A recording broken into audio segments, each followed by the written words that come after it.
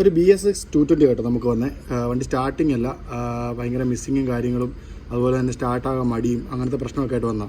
അപ്പോൾ ഈ വണ്ടിക്കകത്ത് പറ്റിയേക്കുന്ന ഒരു പ്രശ്നം എന്ന് വെച്ച് കഴിഞ്ഞാൽ ടാങ്കിൻ്റെ ആ ഒരു ഓസില്ല, നമ്മുടെ ഒരു വെള്ളമൊക്കെ പോകാനുള്ള ഡ്രെയിൻ ഹോള് ബ്ലോക്കായിട്ട് ടാങ്കിനകത്ത് ഫുൾ ഇതുണ്ടോ വെള്ളം ഇറങ്ങി. അങ്ങനെയാണ് ഈ വണ്ടിക്ക് ആ ഒരു പ്രശ്നം വന്നേക്കുന്നത്. അപ്പോൾ ഇതിനകത്ത് മൊത്തം ഇപ്പോൾ വെള്ളമാണ് കിടക്കുന്ന സംഭവം. ഇതിനകത്ത് വെള്ളവും പെട്രോളും കൂടെ മിക്സായിട്ട് കിടക്കുവാണ്. ഇതുകൊണ്ടോ അതെ, ഇതാണ് സംഭവം.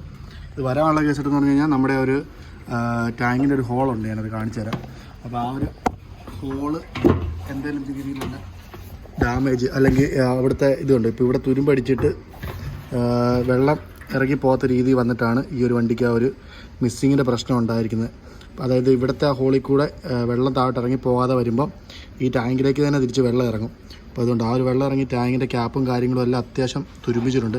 ഇനിയിപ്പോൾ ഈ ഒരു ഹോളും ക്ലീൻ ചെയ്യണം. അതോടൊപ്പം ഈ ഒരു ക്യാപ്പ് കൂടെ മാറി വിടുവാണെങ്കിൽ അടിപൊളിയായിരിക്കും. പിന്നെ ഈ കംപ്ലയിൻറ്റ് റിപ്പീറ്റ് ആയിട്ട് വരത്തില്ല.